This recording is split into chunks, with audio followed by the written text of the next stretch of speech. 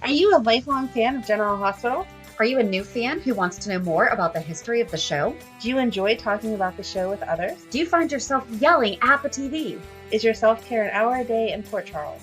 If so, we invite you to join hosts Amanda Kimmel and Shannon Coach at the place where all the hidden conversations take place and secrets are revealed. Meet us at Pier 54, a General Hospital fan podcast. Hi! Hi! Welcome to the Port Charles 411, all about Christmases of Port Charles past. Similar to how we did the Thanksgiving episode. Yep.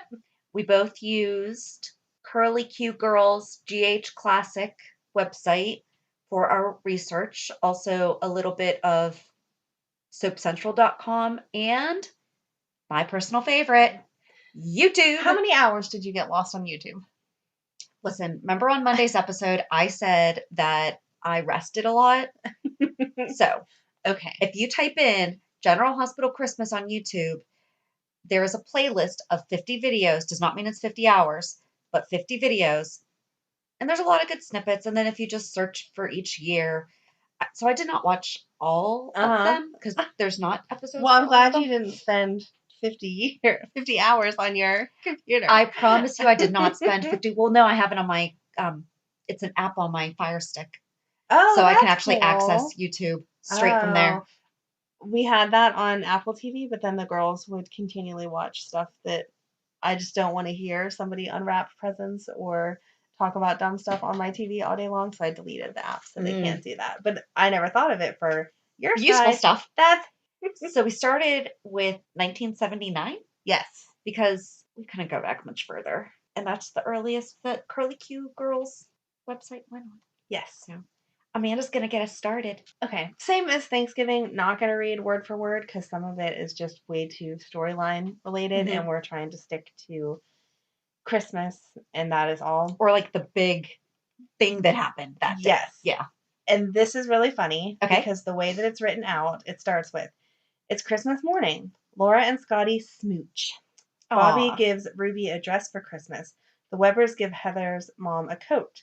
At the Hardys, Audrey congratulates Anne on the ring from Joe, which I congratulate on the ring. It makes it sound like you got him, girlfriend, instead of congratulations on your engagement. Yep. Which I did not really love. It continues on talking about, basically they're just exchanging holiday, how are you, blah, blah, blah. So then it skips over to over at the Webbers. Laura happily announces she made love to Scotty the night before. Like, to everybody? Yes. I got my stocking stuffed last night.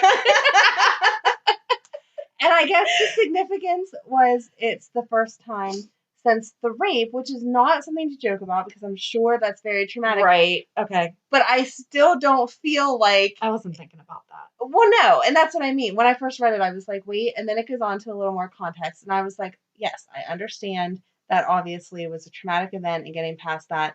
I'm very happy that she was able to move forward. I still don't feel like you would walk into your parents' house and say, hey, guess what? I'm happy to announce. Did you find my husband and I hooked up?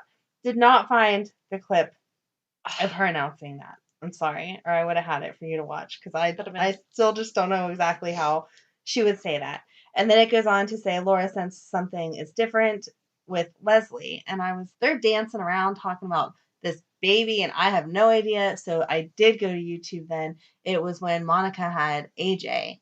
And so I watched the whole scene of he's saying to her, we can work it out. I'm sorry. I don't know why she was saying Rick's or is it yes. Alan's? Yep. And she's like, I guess Leslie couldn't have any more kids at that point in time. So she was upset that she couldn't give him a baby and now Monica gave him a baby and going on. And she says, we will hold off on the divorce until after the holidays. And I'm thinking, girlfriend, it's Christmas. Well, you're obviously not getting a divorce this week. Right. After the holidays is next week. So, yeah, you're going to hold off on that. Okay. And then it goes on to Bobby is teasing Luke because he's telling everyone how he's still so in love with Laura and everyone is acting like she's not as nice as everyone thinks that she is. And that was back whenever Bobby was being a jerk all the time to Luke just because. And so she said, I have a present for you. And he said, what's that? And she said, oh, Scotty and Laura are back together, which was not very nice. That's not nice. No. Sisters can be very mean. Yes. But again, I just thought it was funny the way it opens with Laura happily announces she made love to Scotty. It's crazy. Okay. So that was basically all of 79. It really focused on the drama of Leslie and Monica's baby and all of that. Okay. For 1980, I could not find anything. There's Okay. nothing on here about it. I could not find it on YouTube. It does mention that it was a partial Christmas episode and it was only 30 minutes. So I'm assuming that it was just normal pleasantries exchanged and that was all. There was no real drama around it. 81. Rick and Leslie wake up the morning after their wedding. So apparently they got married Christmas Eve. Okay. Because this was aired. Well, it says 12:24. It all depends on how their timing it went. Depends on if they've played it in real life. That too. Okay. Yep. Luke and Laura exchange gifts by the Christmas tree. So apparently her and Scott are not still together. Luke. 81. That's Luke and Laura's first wedding. There you go. Luke gives her the red dress she wore the night they were at Wyndham's. Noah and Bobby bury the hatchet before she leaves for New York. Robert and Tiffany, Luke and Laura celebrate their friendship and wish each other a happy new year. Later, everyone gathers at Kelly's for a party, and Rick and Leslie are out Christmas caroling. Joe tells Rick and Leslie that if the court finds out that Mikey's natural mother is deceased, they are free to adopt him. Later, at the waterfront clinic, everyone sings Silent Night. Oh. 82. Blackie, Leslie, and Rick head to GH with presents. The annual kids parade in the hospital. Dan is dressed as Santa. Steve reads the annual Christmas story with the kids. And was that the first time that was mentioned? That was the first time that was mentioned. Okay. But I was wondering when it started. It says annual, so I don't know if it had happened before then. Right. Okay. I don't know if they'd call it annual because that was the start of it. Did you call it annual? No. That's the start? Okay. I was going to say, I don't know, whatever. People try to do that. They say first annual, blah, but blah, blah. And annual. It's like, no, it's not. Okay. I was going to say, am I incorrect there? Because that's not annual then. I feel like annual can start on the 3rd. Because the second is the second Christmas, or, the next year's holiday party or something. Right. But the 3rd, you're good to say annual. That's what I would assume. Oh, it also mentions Alan and AJ were beside the Quartermain Christmas tree. Aww. And Robert and Jackie were snuggled in bed. You know who Jackie is? I don't. Jackie Templeton? Demi Moore. Oh! I should have known that, but I didn't know that. That's really all. All right, so 83 was important because 83 was Luke and Laura's last day before they ran off. Oh. Yes. Luke and Laura's last day as they wake up together in bed at Beecher's Corners. Christmas morning at the Quartermains with Alan by the tree and AJ playing with the electric train. Blackie and Lou help decorate GH as Audrey, Gail, and Bobby pitch in.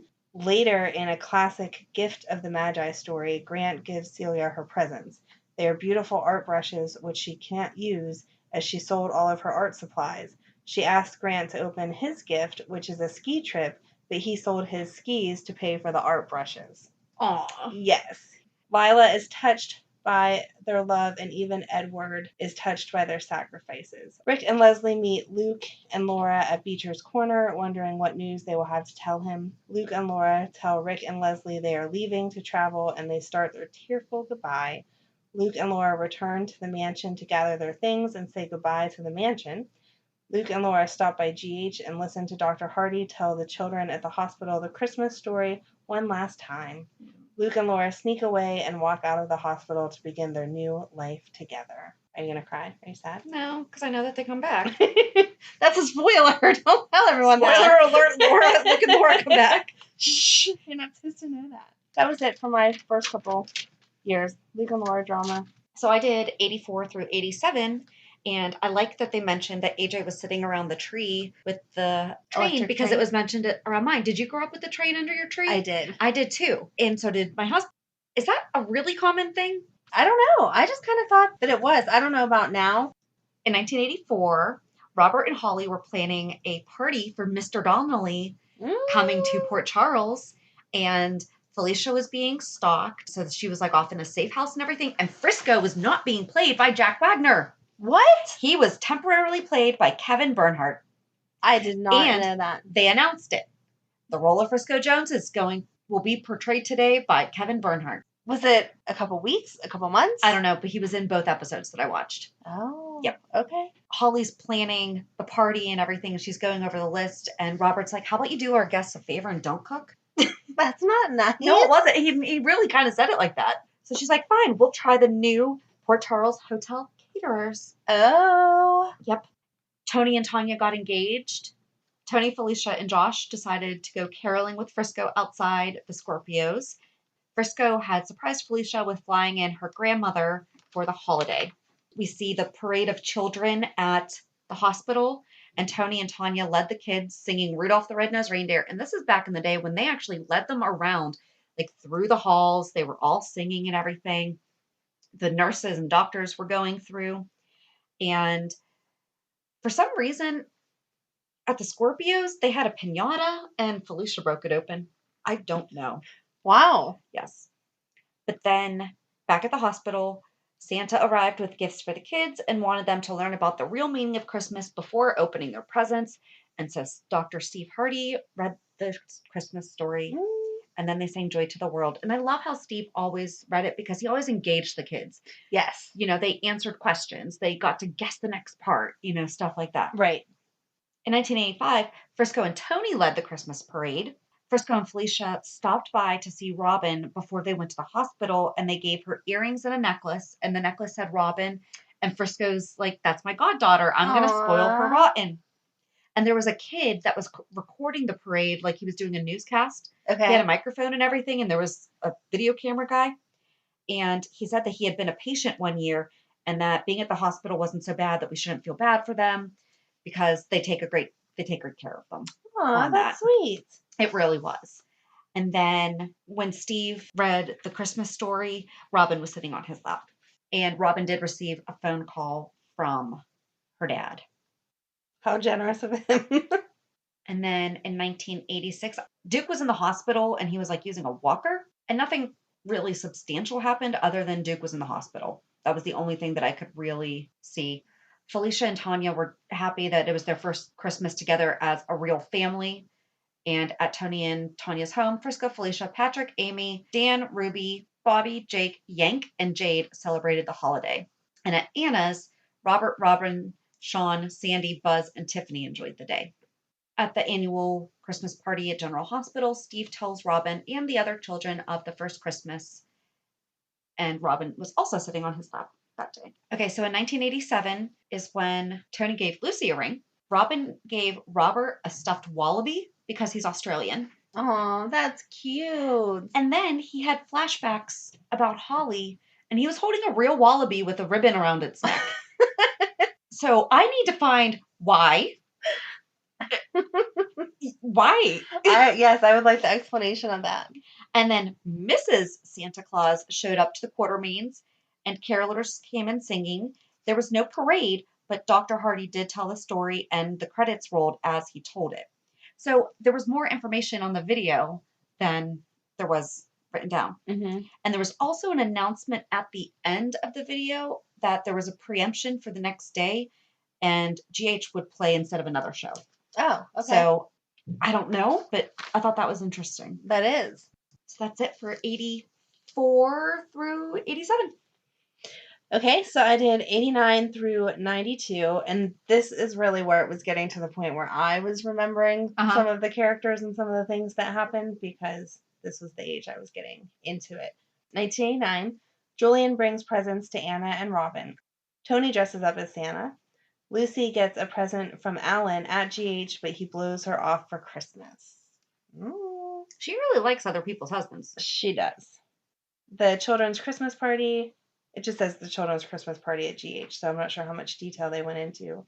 Like if that was a year that they marched through the halls or if that was just the party. Right. But it does mention that at least it was held. Steve read the Christmas story. At Anna's Christmas Eve party, Frisco gives Felicia a ring, and Duke calls Anna, but Julian answers. Dun, dun, dun. See? So there's drama there. So there's another one. We should take note. How many people got rings for Christmas? Yeah. 1990, Decker goes all out on Christmas this year with his good fortune. BJ gives Frisco a Christmas card she made, and that was cute. I watched that episode. She was probably 4 or 5, I would assume. Mm-hmm. She was on Steve's lap for the Christmas story. And Felicia saw the note in his pocket and was like, "What is that? Like, what do you have?" And he was like, "Oh, it's a Christmas card that BJ made for me," and pulled it out. And it was cute, just the way that he was so cute. I love BJ. Dawn is sad she has to spend Christmas in the hospital. Monica kept asking Tony, he was dressed up as Santa, did he have any extra information? Santa, can you give me a Christmas wish? Blah, blah, blah. And he was like, we just have to see what happens. She was improving, I guess, but she wasn't out of the woods. But it didn't go into what had happened to her, so I don't know what exact medical condition she had there. The GH Christmas party, this one they marched through the halls also, like you had said, everyone singing and all of that. Frisco invites Rita back to the brownstone after the party. I guess she didn't have anyone to spend Christmas with, so it shows him invite her, but he's obviously with Felicia because baby Maxie was there. Aww. That was a good episode to watch. You saw BJ, baby Maxie, who was like still swaddled up in her blankie and they're carrying her around, and then you get to see baby Lucas too. So if you want to see the kids all cute, then that is the year to watch. When Carla and Colton get engaged, there's another ring. We're just going to start making tally marks here. Frisco gives Maxie her first Christmas ornament. Frisco opens BJ's Christmas card and it contains Bobby's earring and a note to Tony. Alan and Monica set up Christmas for Dawn in her hospital room, and Dawn gets a present from Decker. So that was 90. 91, Simone and Bobby talk about taking a family in for Christmas Eve. Tony comes in and can't find the Santa Claus outfit. The Quartermains are in their living room with Ned bringing in gifts. He says they're all for Jenny, and Tracy makes the nasty comment that he never bought that much for her, which I feel like is not really a correct comment anyway, because you don't buy the same amount of stuff for your mother that you buy for your girlfriend anyway. No. That was kind of weird. He says, well, you don't need anything, and she agrees and says Jenny is very needy. Oh, Tracy. Yes. Alan is setting up the trains. He asks AJ to help. Jason comes home from skiing, and the whole thing becomes all about Jason. And so it goes on and on multiple times about how unhappy AJ is because they ask Jason to help with the trains then. They take him to the hospital to show everyone off and talk about how wonderful he is. And he goes on talking about where he stayed and what he did and what all he saw, and AJ is pushed aside. Yeah. Because he is not the golden boy. This has nothing to do with storyline, nothing to do with Christmas storyline, other than it was the first time that Brenda was mentioned, was Christmas of 91. Oh. Yes. Bill calls Julia in her hotel room. He hangs up on her. She thinks it's Brenda returning her call. And that was the first day that we ever heard any mention about Brenda. Did they say that specifically? It was the first time Brenda ever mentioned? Yes. Nice. Well, at least as far as they recall also. So okay. I'm assuming we're all on the same page. Cool. The Qs arrive, and there is a crisis that they can't find the Santa suit. The Scorpios, they lose that thing a lot. They do. The Scorpios are having their Christmas Eve party. Anna looks at her gift under the tree that was delivered, and she hears that it is ticking. This was so ridiculous, but I remember this. She runs off to defuse it and figures out it's an antique clock that Robert was giving to her. The life of a spy, skeptical of everything. Yeah, don't ever buy a spy a clock. You don't know what's going to happen to it. Dominique shows up at the Scorpio house. Mac is thrilled. Bill shows up at Julia's hotel room and gives her a gift. He invites her to Bobby's house. She says yes, and Robin is dressed in her elf costume for the hospital Christmas. 91. Tony visits Amy dressed up as Santa. Bobby brings BJ to the Christmas party. Connor sings. The Quartermains are there. Robin is worried her parents won't show up. Mac and Dominique reunite. She tells him about all the changes she is making in her life. He's amazed at how strong she is. Aww.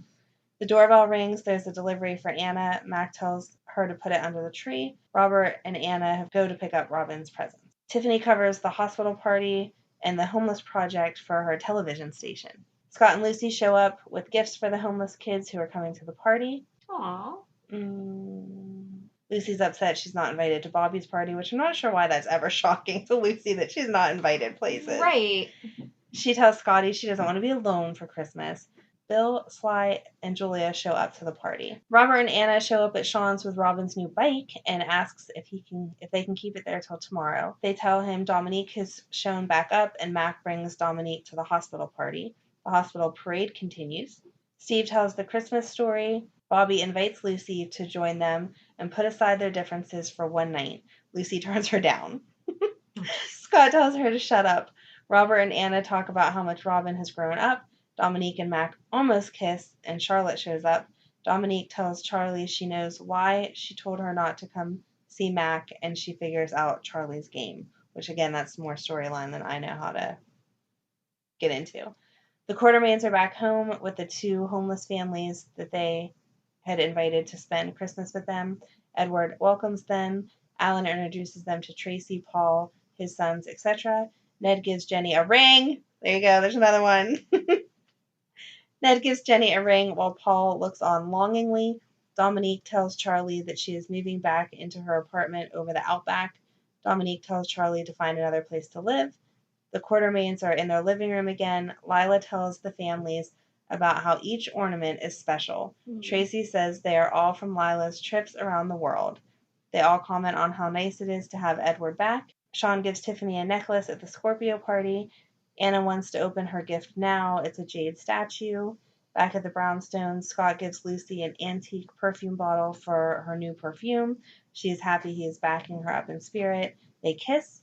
Ned and Jenny show up. It starts snowing, and at the Scorpios, Connor plays the guitar and sings. Aww. 92. The Quartermains are all in a foul mood for Christmas. Jenny brings presents to the mansion. Tiffany decides that she and Lucas will not be going to the GH Christmas party. At the GH Christmas party, Ned accuses Jenny of trying to buy sympathy from his family. The GH Christmas party gets underway. Jenny tells Julia she is trying with Ned, but he will not have any of it. Tiffany and Sean bring Lucas to GH. Paul sees Dylan, but tells Tracy he is not staying for Christmas morning. Steve reads the Christmas story, and Tony makes his appearance as Santa. Ryan shows up with presents for all the kids and tries to give Maxie a gift. Reginald gives Tracy a bell for Christmas. Bobby gives Lucas his Christmas present, and Bobby and Tiffany manage to get along. Ned joins Julia back at her hotel suite, and the episode ends with a Christmas montage. There's a lot of those. Yes. And most of them are on YouTube. So 93, it was really funny because it opens with Brenda, Jason, and AJ sorting through presents and everything, and it's Jason Quartermain. And he's wearing like the preppy sweater and stuff like that. And they turn on the radio, and AJ's like, yeah, the boss. Because Bruce Springsteen is on singing Santa Claus is Coming to Town. Yeah. So then Alan comes over and changes the station, and I forget what song it was, but he's like, no, this is real music. And it was something from, probably like the 50s, 60s. Yeah. And he grabs Monica, and they start dancing by the tree and everything. And then Brenda starts dancing with AJ, and then Edward and Lila start talking to each other, and he says something to her, and then she said something back, and he's like, Lila, and she goes, I'm flirting with you, darling. And I'm like, and he's like, how special am I that I get a beautiful woman like you still flirting with me after all these years? I love them. He started talking about his time in the war, and it was the first time that he heard I'll be home for Christmas. Because he was in World War II, and they had been writing back and forth, and he's like, and I got to come home and marry you. And she looks over at Alan and Monica and AJ and Jason. She goes, and look at all the trouble we've caused, or something to that effect. And it was just really, really sweet. Other than that, nothing really happened other than Mac and Felicia set a wedding date. And Ryan was around, and Ryan learned that Felicia was engaged to Mac. This was the year that the Spencers came back. Luke and Laura came back. Okay. And it just says that Luke was back in time to put the angel on top of the Spencer tree, which we find out the story behind later. Okay. So stay tuned. Don't you hate when you're listening to a great podcast and suddenly you're interrupted by an ad? I know. Thank goodness Stitcher lets us listen to our favorite podcasts like Conan O'Brien Needs a Friend, My Favorite Murder, and many more ad-free for only $4.99 a month or $34.99 a year. Go to Stitcher.com/premium to sign up today. Use promo code PEER54 for 1 month free on us. In 1994, Brenda told Lois about the annual Christmas party and tried to convince her to attend. Ned had missed a concert, so Lois was like really mad at him. And Lila is all over the place inviting everybody. And she's like, but I bought gifts for everyone. You have to come to the party. And Edward's like, you've invited half of Port Charles. And then Lois and Ned start arguing about the fact that he accepted the invitation and, Lois. Yes. Then the Kate siblings all celebrated together because Jagger's birthday was around Christmas, and Mhm.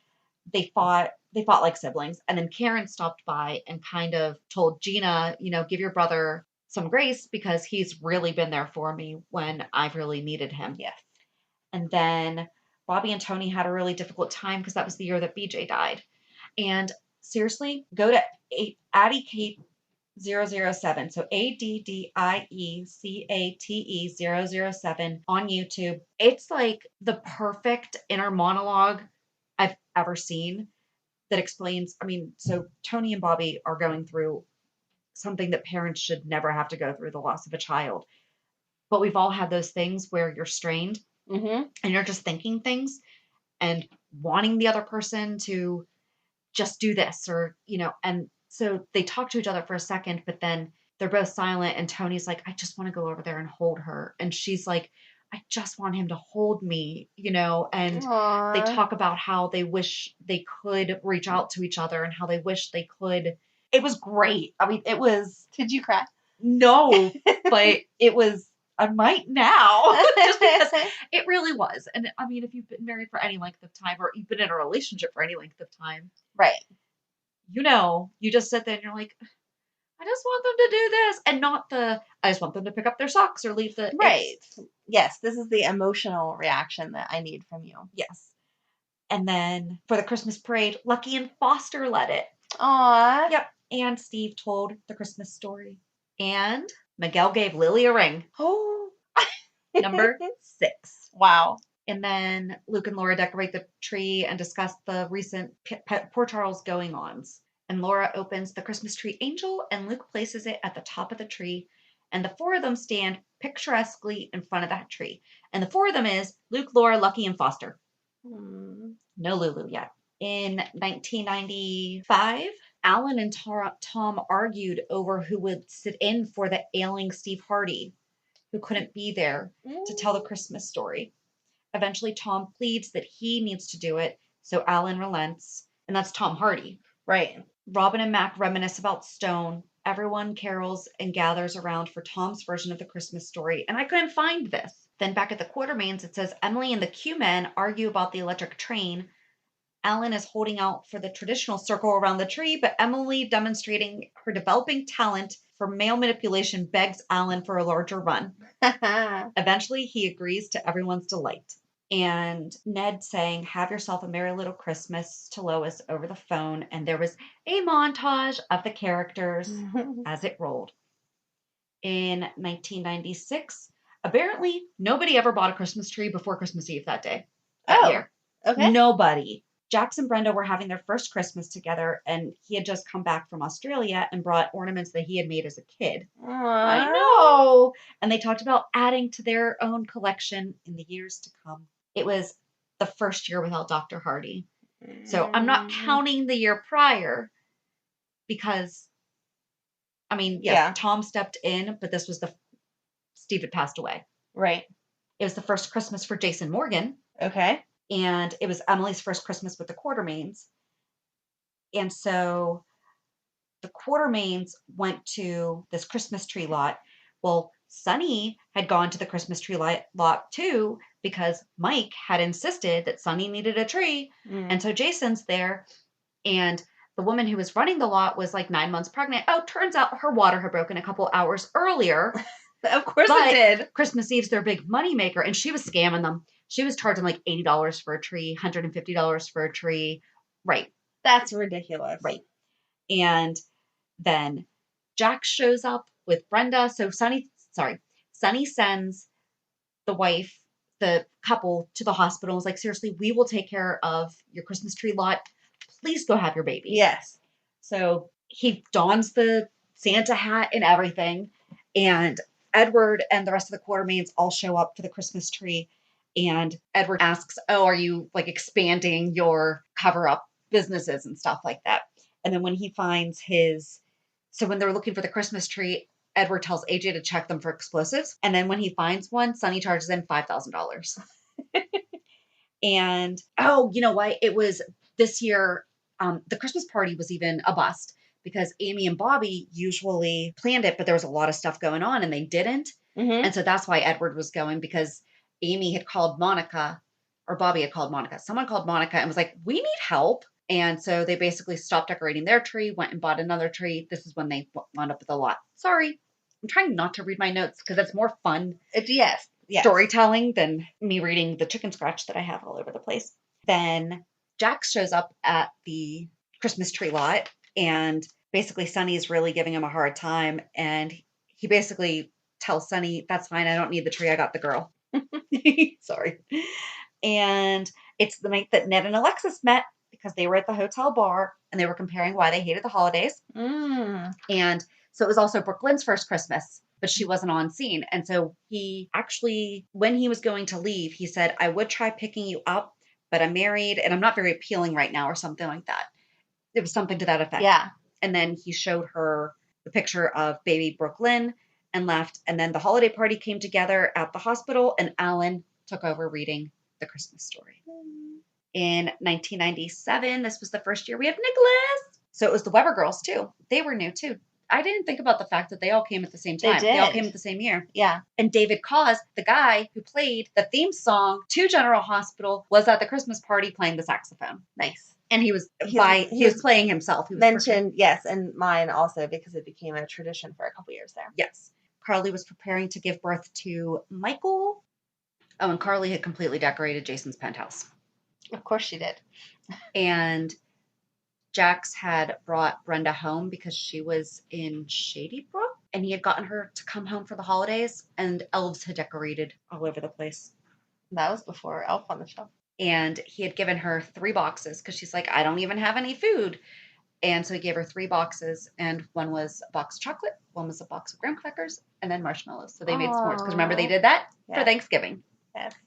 And then in 1998, so it's Michael's first Christmas, and Carly is begging Jason, can we please go to the Quartermains? Can we please take him to the General Hospital Christmas party? He needs to meet Santa. And Jason was like, no, because Tony's there. Because remember, Tony kidnapped? Yes. Yep. Kidnapped Michael. That poor kid's been kidnapped a few times. He has been kidnapped a few times. But I feel like that wasn't Tony's That was fault. slightly justified. He thought it was his son. Yes. And I believe at this point, he still thought it was his son. I think so, too. I do. And he didn't want to be around the Quartermains. Right. No, and Jason was justified, but I feel like Tony was justified also. So Edward came to see Monica, and Tony was asking why he couldn't be Santa because he had all those charges filed against him. So Monica was like, no. And Edward was going to be Santa. Aww. And Tony's like, he's a Scrooge, not a Santa, which was, clever. It was Mac and Felicia's first Christmas married, but he was in the hospital. Liz had given Lucky an oil painting of when they lived in the boxcar. Yes. And there were music notes coming out of it. And she actually had the first chords of the song Elizabeth that he had written for her transcribed by a music teacher so that she drew them correctly on the painting. Wow. This is why I like Liz. She has it in her. Like, that is that was a long time ago. She's lost it. But she did. And kind of rightfully so. She's been through some stuff. She's done a lot to herself. I know. And then Lucky gives Liz a ring and tells her that he loves her, and she doesn't have to say it back. I don't think it's an engagement ring, though. Should we count it? I don't think it should count. Okay. It's not an engagement ring. Okay. But she does tell him that she's loved him all along. So then Nicholas and Emily show up to Lucky and Liz's, and Emily and Liz exchange gifts, and like typical guys, Nick and Lucky didn't get anything but are saved by their women who shopped for them. Nick got an ELQ baseball cap, and he bought Emily a music box, and David Cause was back, and Alan read the Christmas story, and Luke showed up to say goodbye to Lucky and Bobby. And this is when Lucky was mad at him because he had just found out recently that Luke had also raped his mom. And so, remember, he wasn't talking to him really, but he did say goodbye to him. Oh, and there was no Christmas parade. Oh. Yeah. So David Cause played Silent Night in the background while they did the montage. But fun fact that we heard on the That's Awesome podcast when Jackie Zeman was on, that the kids that are at the holiday party, yes, the cast and staff members of the show were asked if they wanted to bring their kids in. So a lot of those kids are not actors. Well, I mean, obviously the kids from the show are the actors, but a lot of them are also cast members and staffs, real life kiddos, which I think is so sweet. cool. Yes. And that's all that I have for 94 through 98? Yeah. Okay, so 99 to 2003, this one had paragraphs and paragraphs and paragraphs, tons of extra storyline, which was interesting because it's been a while, but at the same time, I didn't want to read all of that to everyone, so I just kind of summarized it. But my first sentence says, Tony Santa again. And now that you said that he couldn't be it because of kidnapping Michael, makes sense. He was excited to be Santa again. Luke and Elizabeth shared a nice moment missing Lucky. She went to his office and he was just sitting there drinking. And she talked to him and invited him to the Christmas party. And he said it was the best invitation that he had had all millennium. And no, he wasn't going to go or whatever. But they just sat there and kind of discussed. Well, this is when we thought Lucky died. Yes. So just discussing their mutual missing of Lucky. Mm. Dave Cause plays at the Christmas party, and it said that Lucy, I guess, I'm assuming it was like one of the Lucy regular skits, where every year she would introduce herself, even though he had already met her the previous year, so that she could get FaceTime with him, which is not shocking as Lucy is. But after you said that he had been there a couple years before, I was like, okay, because I didn't 100% remember that. Nicholas and Jason fight over Liz. So that was whenever Jason and Liz were together, but they were keeping it hush hush. Yeah. And then they left the Christmas party and were all kind of flirty and cute. And Nicholas interrupted them leaving and then got into a brawl with Jason over Liz. And so then they were out to everyone.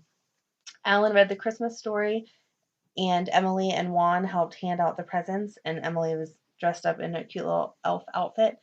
Everyone was shocked about Jason and Liz, and Emily was upset because they hadn't told her. And you remember her and Liz obviously were best friends, and her and Jason were supposed to be close, so that was not very nice of them. And then it says, while Have Yourself a Merry Little Christmas plays and the Quartermains share Christmas together, the mixed marrieds are together and happy. Jax and Chloe share a kiss while Ned and Alexis do the same. Emily, I miss those couples. Emily and Juan share a kiss under the mistletoe. Bobby is alone with a gift that Jerry had delivered to the hospital. She can't help but look a little sad as she eats her red licorice. I don't know if there was like a running joke with red licorice, but that played into it. At the art studio, Liz presents Jason with a Christmas gift and a kiss on the cheek. Jason is clearly touched by the gesture. Stefan arrives at Laura's with her Christmas gift. He is saddened when no one answers his knock, and the reunited Scorpios are happily gathered around the tree. For 2000, it was their Christmas show, and it aired a day late due to preempts around Thanksgiving. So they took a long time to play catch up there. Laura gently explains to a hopeful Lulu why her daddy won't be home for Christmas. Audrey enlists Chloe to play an elf for the hospital annual Christmas party. Sonny promises Carly and Michael he'll meet them at the holiday party following the conclusion of his business. After Alan reads the traditional story of the Nativity, Santa Tony distributes toys to all the boys and girls in the children's ward. Xander embraces a tearful Emily as he's finally released from custody. Later, Xander, Emily, Alexis, and Sonny walk out of the police station and straight into a hail of bullets. This is set to a music montage of scenes of the shooting and the GH Christmas scenes. 2001, Carly is opening up the hotel and she's waiting on all of the permits. And Jax gives her some of the permits that she's waiting on as a Christmas present. Okay. And toasts the most unconventional club-owning mom. She happily sips her bubbly. Things get a little weird when he whips out the gift box and insists that she opens it. And she tries to decline gracefully, but ends up opening the gift, which contains the necessary building permits for the new club. Oh, this was the year that Courtney learned that Mike was alive because her mom had told her that he had died because he was into gambling and all that, and she thought that was better. And so then because of that, also learned that Sonny was her half-brother. Felicia's girls were there. They weren't supposed to be there, and she was all sad and depressed. And Max said, I think I have a surprise for you that will cheer you up.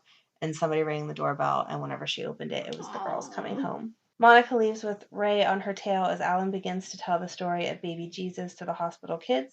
Monica arrives home, and Ray tells her again that she's not after Alan. In the midst of the drama, strains of Silent Night are heard from the living room. The gals enter to see Lila and Skye surrounded by Dickinson carolers and holding holiday candles.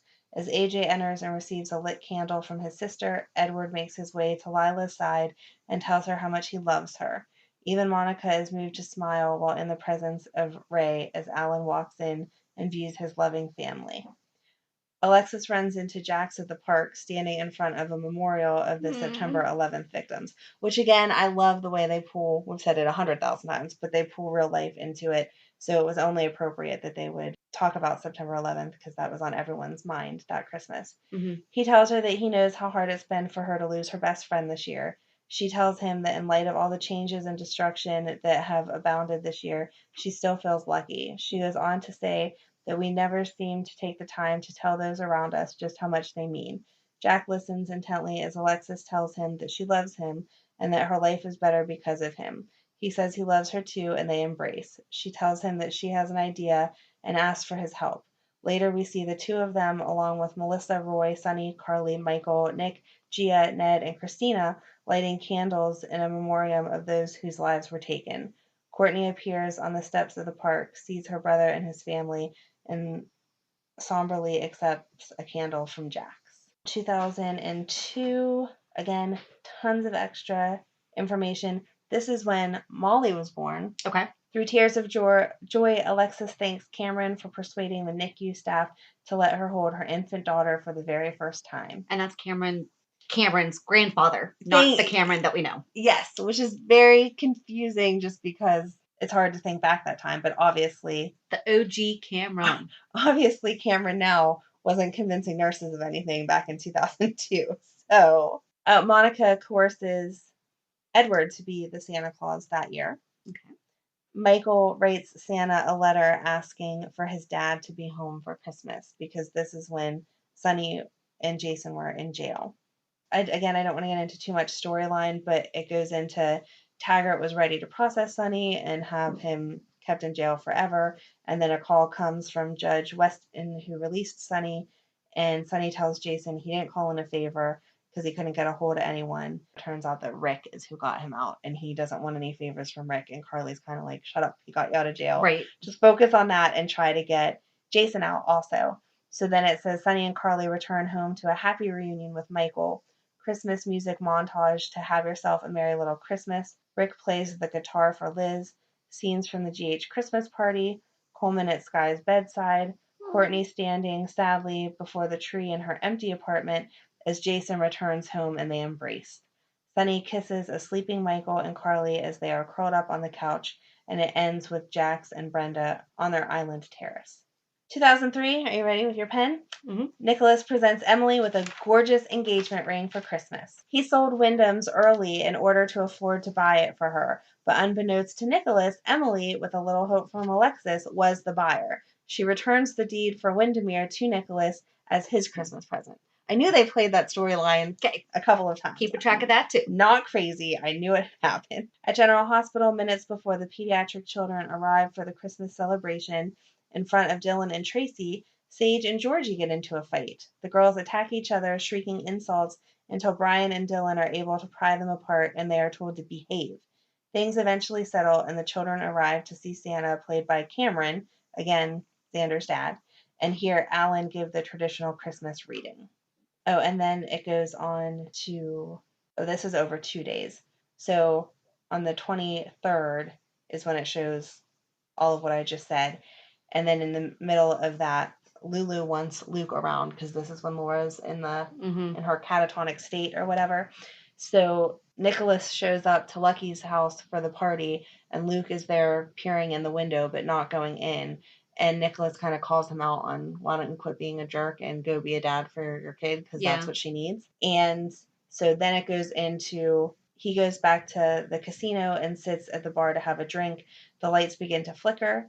He gets up to look around, and suddenly before him stands the ghost of Stavros Cassadine. Luke stares at Stavros as he presents him with his last chance to escape his fate.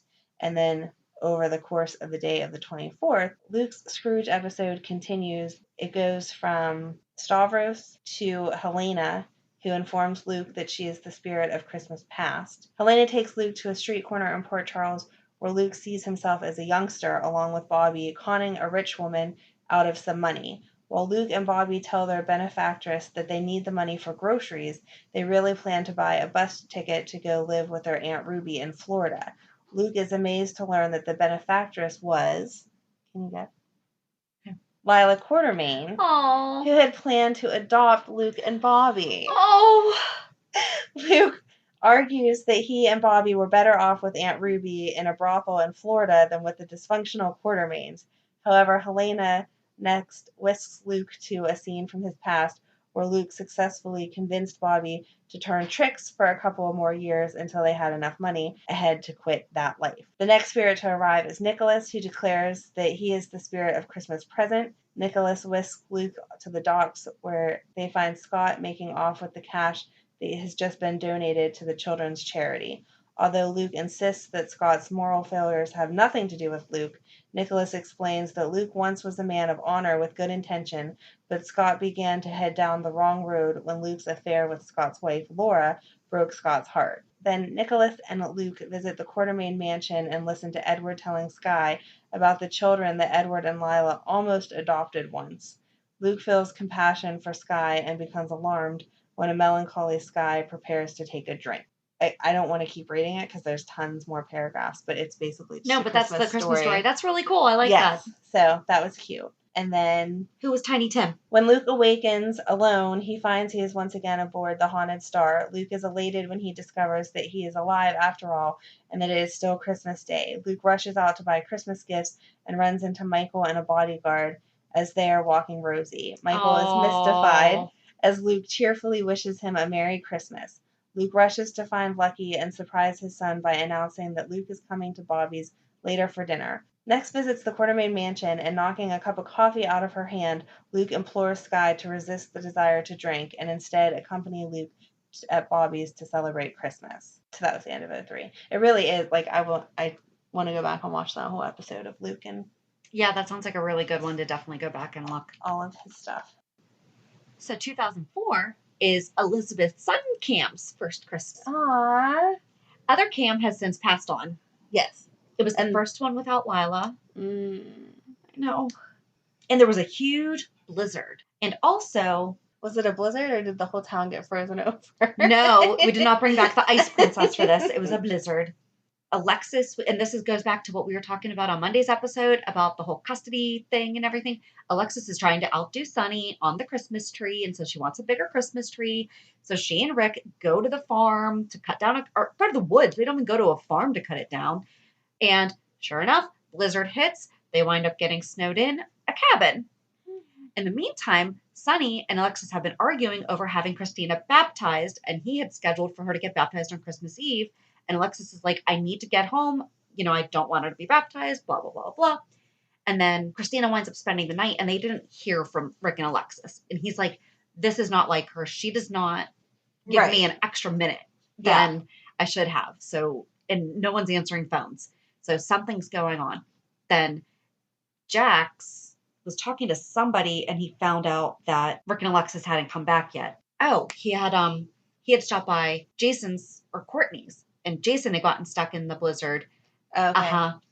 And she's like, nothing happened with me and Jason. And he's like, I actually believe you. But we can't find Alexis, so I need to get on my helicopter and go find her. And so they did find, Alexis and Rick did find a really, really great tree. But Rick had to burn it to have a smoke signal. I hate when that happens. I know. And they were able to be found because of smoke signal. So wow, that was genius. I wouldn't have thought of that, I don't think. And then Courtney, Jason, and Sam were all at Kelly's when Mike Corbin owned it. Mm-hmm. And Courtney's like, Carly asked me to get a christening dress, but because of the snow, I didn't get to the store yesterday because we wait till the last minute. And christening dresses are kind of important. You don't really hold off on those. Well, but okay. This is also a month and a half after Sam lost her Lila. Okay. So if you don't know, Sam McCall was pregnant with Sunny's child and miscarried, but she had named her Lila. Mm-hmm. And Sam said, I think I might have something for you. And Sam came to the rescue and gave Courtney the dress that she had bought for Lila to be christened in. And she says, I don't really know that much about clothes and sizing and everything, so I don't know if this is the right fit. And then Alexis shows up to the Corinthoses. She's like, I just have to run home and get changed. And Sunny's like, there's no time for that. And so Carly offered her clothes. And then Alexis is kind of rude to her and said, I haven't been a size 2 since I was 12, which is not very nice. Like, Carly just said, you can borrow some of my clothes. Right. Come see if we have something. And you're going to respond in that nasty way. And then Carly, in her way, comes back and says, well, maybe I still have maternity. Oh. And then Edward was having a really difficult time and didn't want to be at the hospital because he missed Lila. And Tracy she got Lila on him and was like, no, you need to be here for Mom. Right. She'd want you to be. And he's like, don't tell me what your mother would want, and blah, blah, blah, blah. And then Georgie was dressed as an elf, and she's the one who led the parade. So we had a mini parade, which was the kids coming around the corner. Okay. And Alan read The Christmas Story. In 2005, it was Jay Sam's first Christmas, even though they had started kind of seeing each other a little bit, but yeah, right. Official. Emily was with Sunny, and Carly was in. Oh. Uh-huh. I hated that storyline. I hated it. It was gross. I hated that storyline. It was just not good. Mm-mm. And Carly was in Rose Lawn, and she walked in on Emily talking to Dr. Kim, and she thought that Emily was trying to keep her away from her kids, and Emily was actually like, no, seriously, the kids need their mom on Christmas. I remember that. Emily was so nice. And this was Molly's first Christmas. Courtney was pregnant with Spencer, but Jax thought that it was his, but they were separated because she had been with Nicholas.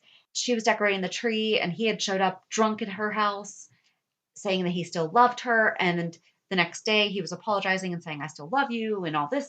And the baby started kicking. And so he got to feel the baby kicking. Then at the hospital, Noah Drake was Santa, and he was drunk.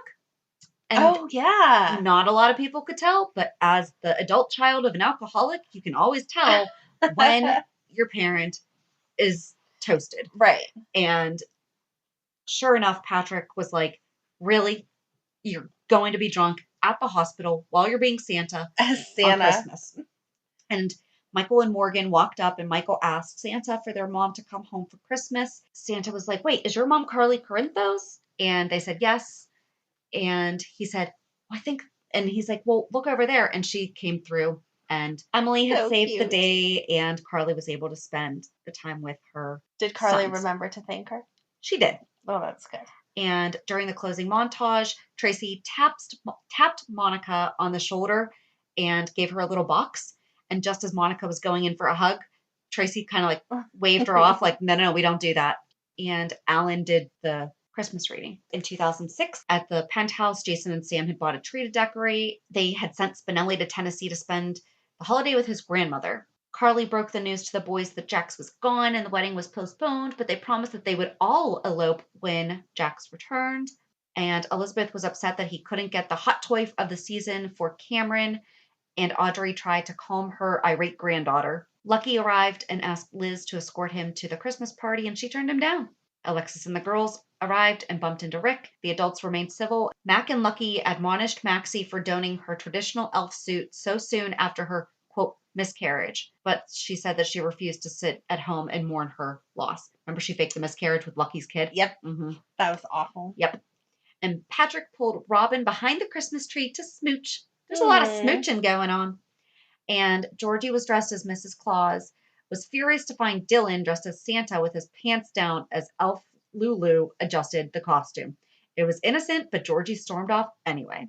Alan read the traditional Christmas story, and at the Christmas pageant, as Emily and a nervous Nicholas arrived with Spencer, Helena lurked in the background, as did a disguised Colleen.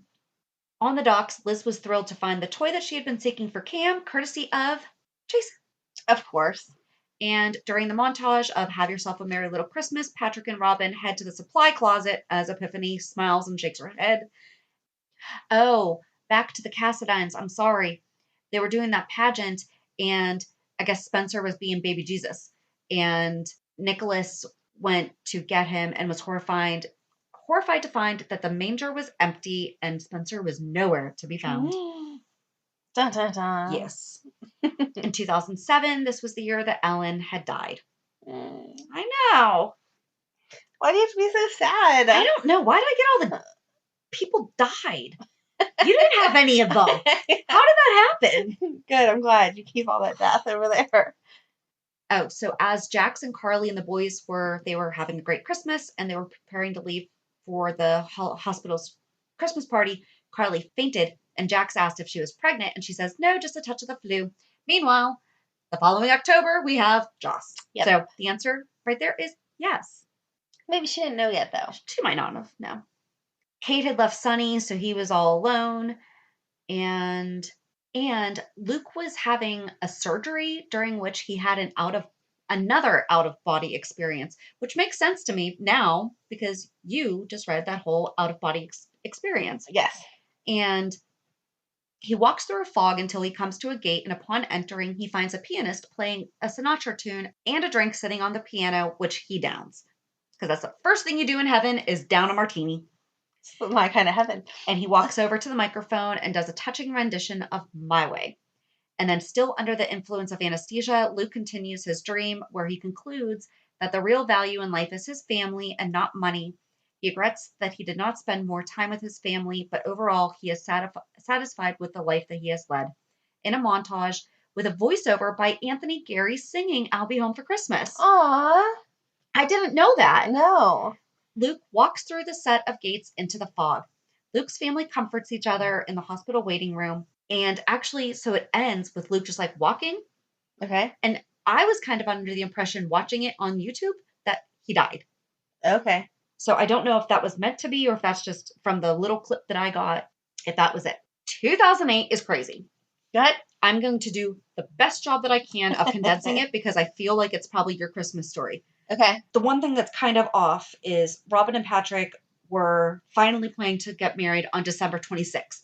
Okay. And they were getting the house together and everything because it was Emma's first Christmas. So they didn't want the wedding to interfere with her first Christmas. So They decided to do the day after because she had interrupted their first wedding with being bored. Yes. And so the funny story this year is that Santa was at the penthouse and Spinelli came in and Santa's fumbling with a PDA. Because remember, that's what we had 11 years ago. We didn't have smartphones. We had PDAs. And Mrs. Claus had given it to him. He just wanted help from Spinelli on his new electronical gadget. And so then he wound up getting Spinelli to help him with delivering presents. And Maxie showed up and they wind up basically going all over Port Charles, giving people random gifts. When they go see Lulu, he gives her a key. And it's really weird. Lulu walked into Lucky's house and wished him a Merry Christmas. Johnny was working. So this is when Lulu and Johnny were together because I liked her with Johnny. Yeah. Instead of her future mother-in-law. Yeah. Mm-hmm. Johnny being with the future mother-in-law. Right. That's weird too. That is weird too. And Lulu decided to keep him company since Elizabeth had the boys. And then Nicholas came over and Luke showed up drunk and they decided to order pizza. And they said that they didn't have a tree. And Luke was like, wouldn't you know? A tree just fell off a truck as I was on my way over. And that's some good Nicholas luck. went out to get it in. So then that's when the doorbell rang and Spinelli and Maxie were there and he gave her a key. And Lulu thought that he was being stranger than usual. And they went back to decorating the tree because Maxie and Spinelli were in and out. Mm-hmm. And they couldn't find the angel that Laura always put on. And Luke talked about the fact that they bought the angel the first Christmas that they were together and it was Christmas Eve and they were putting up their tree and they realized they didn't have a topper. So they went to the store and they only had one angel left, but they were short on money. And so Laura batted her eyes and the storekeeper gave it to them at what they had. So the angel was really, really special. And they found an empty box, or what Lucky thought was an empty box, that was locked. And don't you know? That key opened it? Uh-huh. And there was the angel. And then over at Patrick and Robin's, he walked in with eggnog lattes as Robin was having a meltdown. That sounds awful. But Robin was having a meltdown, and any moms out there, you need to watch this. Because, and like Cookie said, it is legit, like every mom meltdown when you're just trying to find something. It was perfection. Because she couldn't find a necklace that her mom had given to her on the wedding day that Philomena had given to Anna on her wedding day and this, that, and the other thing. Well, then Patrick did not get the dessert that he was supposed to get. Right. So on top of that, I don't need your latte, boyfriend. You needed to get my dessert. Exactly. Pretty much what Robin said. Well, then Robert and Anna showed up and they said, why don't we start with dessert first, being that life's short and you start with something sweet? And Robin's like, yeah, we don't have it. And then Maxie and Spinelli show up and give her a little bag of sugar cookies. And Anna tastes one and it's Philomena's recipe. Aww. So they had dessert. And then Edward, Monica, and Tracy had all decided to have a miserable Christmas. So I'm glad that they all decided to have a miserable Christmas, all right? Basically, they're arguing about everything. And Spinelli and Maxie show up, and he had a gift, but he wasn't sure who it was for.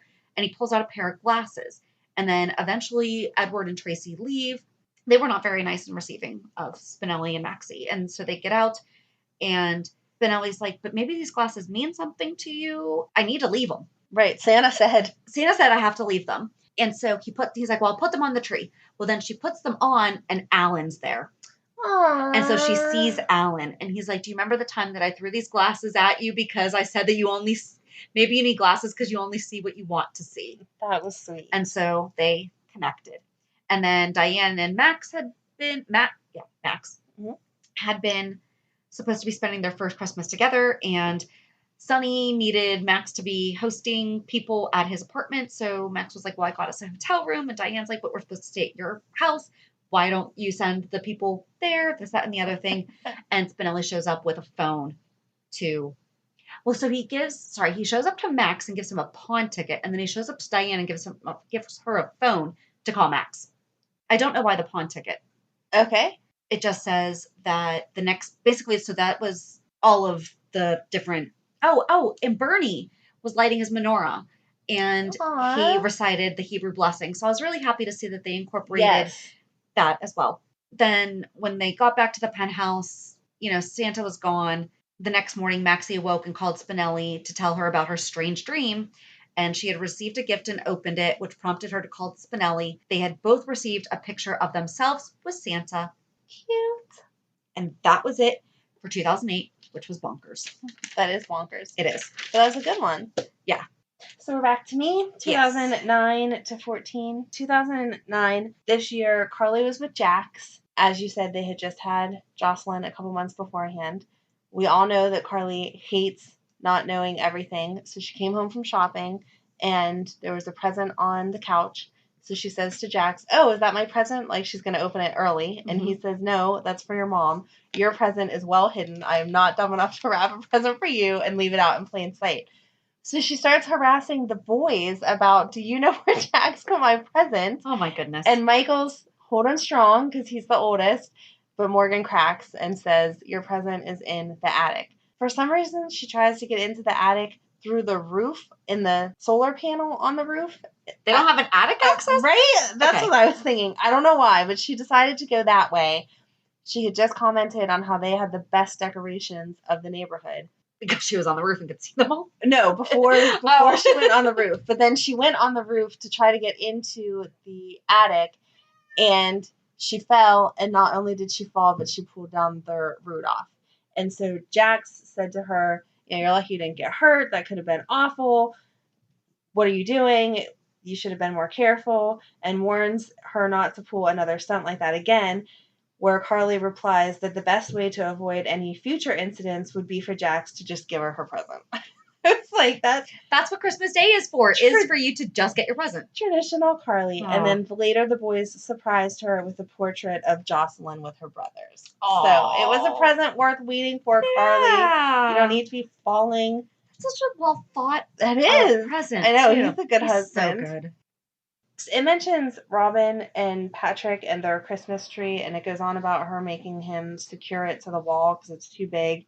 I guess it was like a running joke with them because it doesn't really hold any real purpose, it seems like. Like they talk about it. And it wasn't mentioned in the year before that it fell over or anything. Right. It says Robin checked the Christmas tree to make certain that Patrick had properly secured it to the wall so it wouldn't accidentally topple on top of Emma. Robin was satisfied with the work, but she confessed that she had made up the study about the high percentage of kids injured by large trees. So so this might have been, yeah. Yeah, I guess she was just trying to be flirty, but reading it, it doesn't have the same effect. This is the one of the first years that they were trying to push Mac and Alexis together. Okay. So Mac stops by and gives presents. She invites him to stay. He says no, he has to leave, and she assumes that it's for him to go hook up with Alexis. This was also the year that Maxie had just hooked up with Franco, and so James Franco. Yes, real Franco. I loved that story. Maxie took a tree from work that was all decorated, and Spinelli was still trying to make things work with her, so he shows up with a little sad, pathetic tree, and then is disappointed again that she has something better than what it was that he had to offer. Lulu was relieved because they were trying to pull her in the middle of all of this. Yeah. So Lulu was relieved when someone knocked on the door. It was Dante. He wanted to know if Lulu would go to Lucky's party. She readily accepted the invitation. At the Davis residence, Diane wonders if Alexis had anything more festive than hot cocoa and fuzzy slippers. Sam, Molly, and Christina were gathered in the living room. Alexis notices that look that passed between her daughters and Diane. Alexis immediately suspected that the foursome were up to something. They tried to act more innocent, but a knock at the door betrayed them, and it was Max, not Mac, bearing gifts. Shortly afterward, Mac arrived. He had a present for Alexis. Alexis opened the present to discover an ice scraper and flashlight inside. Diane groaned. She was certain she was in the middle of a horror movie. Alexis was surprisingly grateful because these were items that she needed. And that was like their whole flirty. They were very practical. That was their whole relationship. I don't know you'd even count as a relationship, but they do kiss. This kind of reminded me of the whole Laura announcing that her and Scotty had hooked up in the beginning. It says, as Mac and Alexis kissed, everyone clapped and cheered. That's a little awkward. Oh boy. Yes. At the Haunted Star, Ethan found Luke playing cards alone in the dark. Luke was surprised that Ethan wasn't at Lucky's house, and Ethan pointed out that Luke had been invited also, but he wasn't there. And they kind of went back and forth about all of that. And he said kind of the same thing of our whole family should be together. I don't know why you're here, blah, blah, blah. So in the end, they did end up, Luke wasn't coming. So Ethan went to the party and read A Christmas Story to Cameron, Jake, and Spencer. And then Luke did show up as Lulu had the angel that you just got done telling us had been about Laura and their first Christmas together and all that. Oh, it ends with Cameron looked up at the angel and waved at it, because that would have been little boy Cameron. Oh. Yes, so cute. 2010, Luke and Tracy's wedding. This was when Brooklyn was originally in everyone's business and like part of the normal storylines. So Tracy was going to walk out on the wedding because she couldn't trust Luke and it wasn't going to work out and she couldn't trust her feelings and all that. Brooklyn stepped up and was like, stop being stupid. You know you love him. He loves you. Go through with the ceremony and get it done. Right. So they ended up actually getting married. Brenda and Sunny were together and got engaged. And Carly was trying to find... was there a ring there? I don't know if they got engaged here. Hold on. If it doesn't say he gave her a ring, then probably not. So it says, because I didn't remember it saying actually a ring. They were at the Quartermains. Carly was there. And Brenda said to Carly, hey, Sunny always has a brunch for his kids. It would be really nice if you would let Morgan come to that. Carly was not happy that Brenda was addressing this with her instead of Sunny himself. So to kind of diffuse the situation, Sunny took Brenda outside and they took a walk and they ended up in Lila's rose garden. And she talked about how much time she enjoyed spending there and all of the wonderful memories. And they talked about how much they loved each other. And so he told her that he wanted to spend the rest of his life with her. But it does not say that there was a ring. All right. I don't know if we want to count that or not. Nope. Brenda was surprised when Sunny asked her to marry him. But there was no ring. Back to Luke and Tracy getting married. Edward stared at a picture of Lila as he told her about Tracy's wedding. He was certain that Lila would have loved it because she had always had a soft spot for Luke. Ew, how weird would that have been if she had actually adopted Luke and Bobby? That would have been really weird. Thank God that didn't happen. Edward assured Lila that their daughter was happy, but he missed his wife. Edward heard someone open the patio door, so he turned to tell the person to use the front door. Edward was shocked to see Jason and Michael enter. Merry Christmas, Jason and Michael greeted Edward. Carly motioned Spinelli to join her in the foyer. Carly demanded to know if Spinelli had what she wanted. This is a ooh moment for you. Spinelli reluctantly handed over some documents, which Carly quickly scanned. Carly smiled triumphantly when she discovered that Dante and Brenda had a child together, and that Dante had given Brenda full custody of the baby. Carly confessed that the information was better than she had hoped. She took particular delight in knowing that Brenda was the mother of Sonny's grandchild. Wow. I told you it was a good ew moment for you. Okay, so 2011 is whenever Robin thought that she was sick again. Mm. So she had called Brenda asking if she could give her the name of a doctor.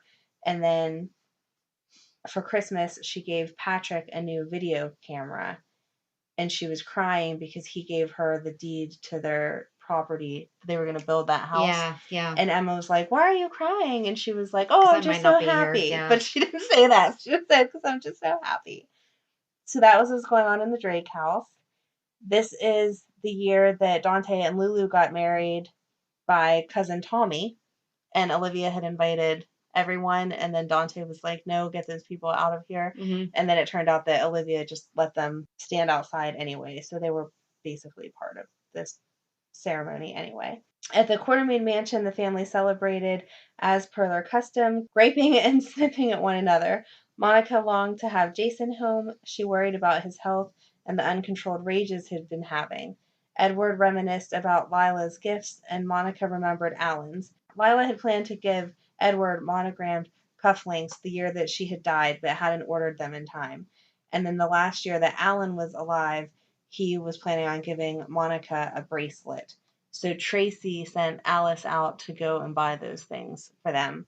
And then she wasn't able to get those in time. And Tracy was astonished, which, again, I'm not sure why you're astonished that things aren't open all hours of the day and night on Christmas and Christmas Eve. Jason and Sam shared a peaceful Christmas Eve at the penthouse. They exchanged gifts. Each had given the other an ornament by the same artist. She got the phoenix and he got the dragon. Aww. Yes, that was so sweet. But it doesn't say anything about the normal party or anything that year. So I don't know if they didn't do that or where that was. 2012, this is when Olivia was having her visions. So they were at the hospital and she was swearing that she saw Maxie and Spinelli at the hospital. And everyone was like, "You're crazy. They're not there, blah, blah, blah." And so later that day, Lulu and Dante checked on Maxie to see how she was. And she said she was fine. And then they all went to a party. And later in the evening, she called Spinelli and said she needed him. She was just trying to break him and Ellie up.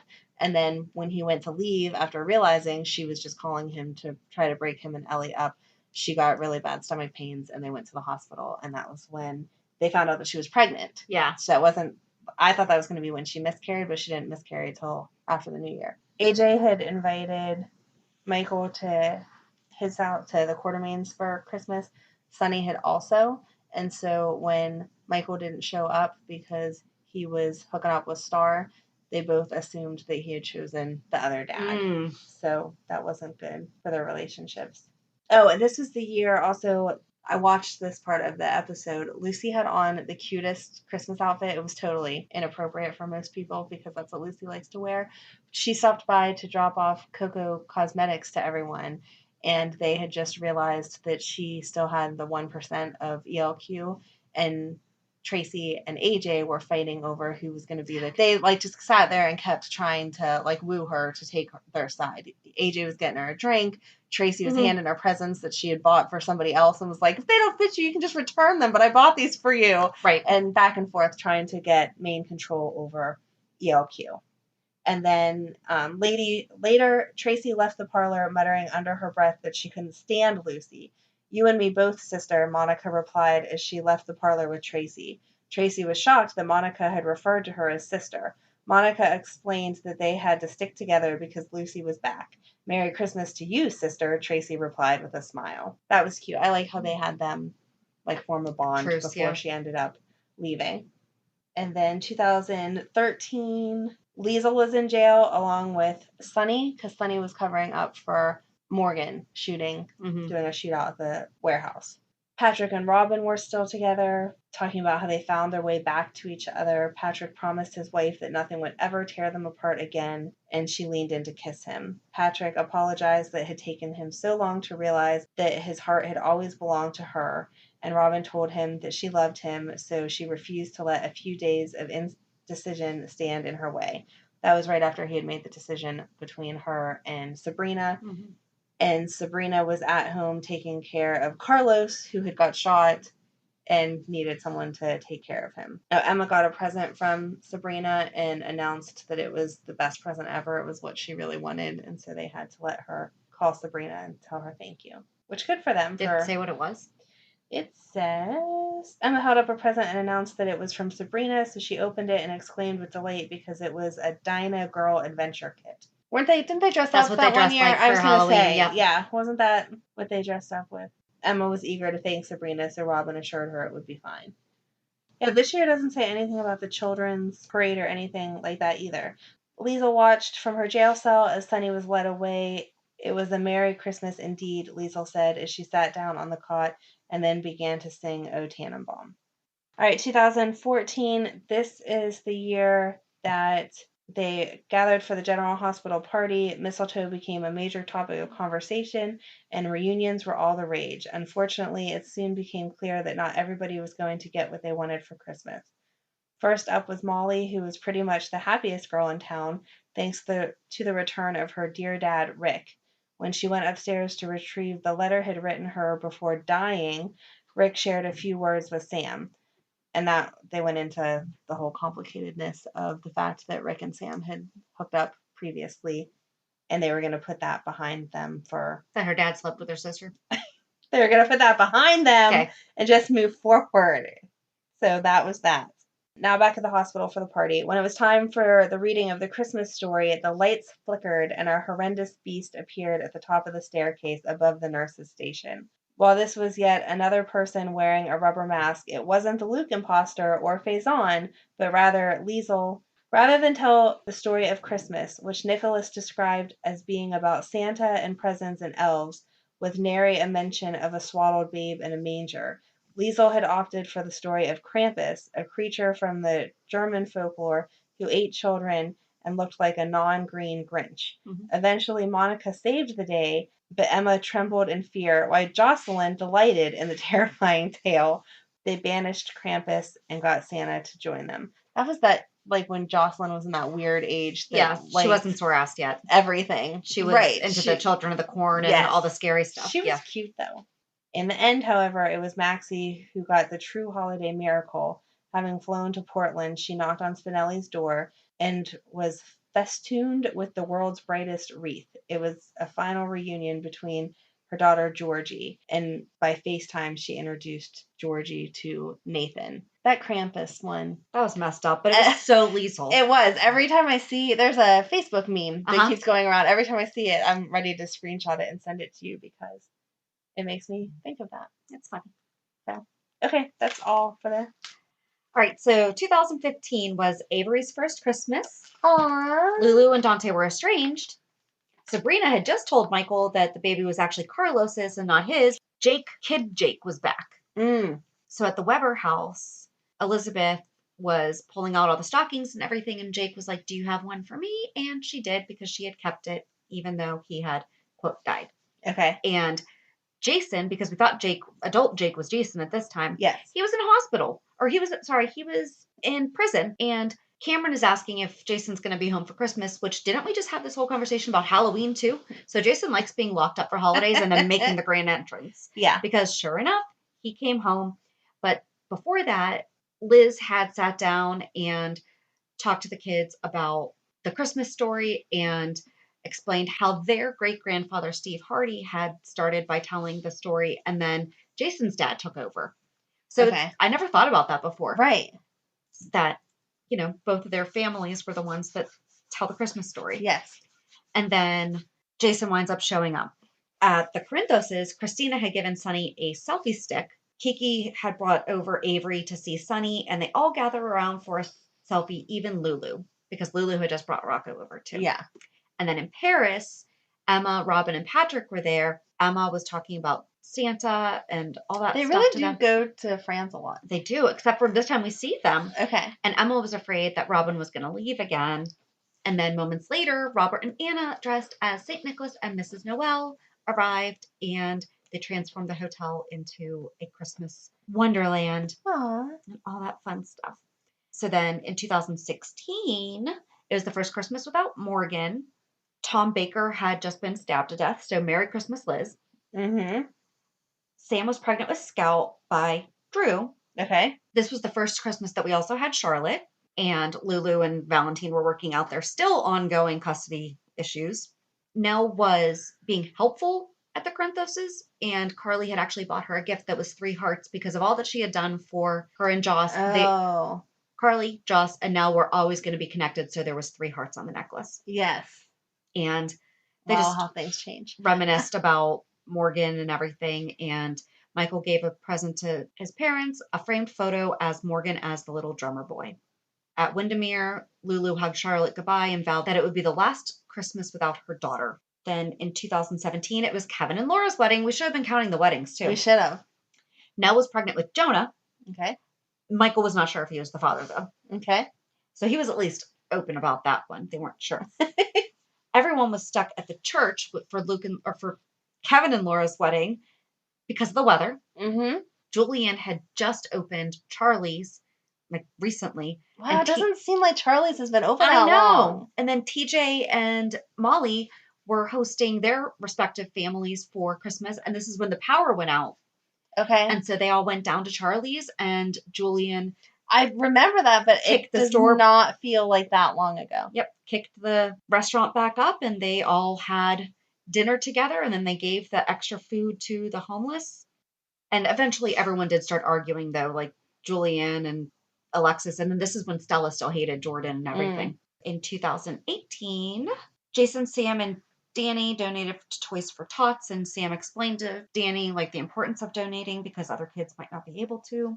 Liz confronted Lulu about Charlotte bullying Aiden because holiday functions with family are the time to do that. They are. Hadn't there just been a school party or something, though? Right. That she was being a jerk. And Cameron was trying to buy the pot for Oscar because Oscar was stuck in the hospital for the holiday. Yes. This was when we first met Yvonne because Mike bought her a present, and that was his girl, and he had bought her the bracelet. Once again, the Santa costume went missing. We should have kept track of that, too. I know. So Drew, because now he's Drew, right, called Sonny and asked for a favor. And so he left for the hospital with Carly and Jason. And at the hospital, Sonny handed over the Santa suit, and Drew was Santa. But they still don't have the huge party like they used to. Yeah, and I wish they'd go back to that. And Santa arrived with his helpers, Jocelyn and Cameron, and they handed out gifts. And this is when Cameron and Oscar finally started to get along. Okay. But Cameron started giving him pot. So, and then Cam gets in trouble for it. Quite the gift. Merry Christmas. So who's to know? So we're recording this on Monday, so we don't know anything that's happening this week. Right. But we did go to social media and asked what were other people's favorite General Hospital Christmas moments. And so many people said Dr. Hardy. Of course. That was just classic. Amanda K. 7814, Anything with Lila and Edward. Camille Fitano, Dante and Lulu's first wedding. Those are all on Instagram. And then on Twitter, Rose Kelly PC, General Hospital equals Dr. Steve Hardy telling the kids the story of Christmas from the pediatric ward, which were the real kids of the GH show. She must listen to That's Awesome also. Yep. I still watch one each year because it's a Christmas tradition. A favorite memory, Luke home to top the tree with Laura and Lucky in 93. Aw. Because I think that might have been when he actually came home. Because didn't Laura and Lucky come back first? Yeah. So I think that might have actually been his big reentry. Okay. Ex-Jason Morgan fan. Jason teasing Liz, then fighting Nicholas. Liaison were so cute teasing each other. And Jesse Martinez, Elizabeth and Jason's Christmas in the studio with a little tree and the paper ornaments because they made a paper tree and it was really cute. And so those were all on Twitter. So we hope that you have enjoyed our recap of all the Port Charles Christmas memories. If we missed something, let us know. So join us on Monday as we do a recap of this week's episodes. Have a good weekend. And we'll meet you at the pier. Bye. Bye. If you enjoyed today's show, we invite you to go to peer54podcast.com to subscribe on your favorite platform. Don't forget to leave us a review. And you can also follow us on many social media channels. Just search for Peer 54 Podcast. Also, we are not perfect, so if there is something that we missed or messed up, just let us know by emailing us at peer54podcast@gmail.com.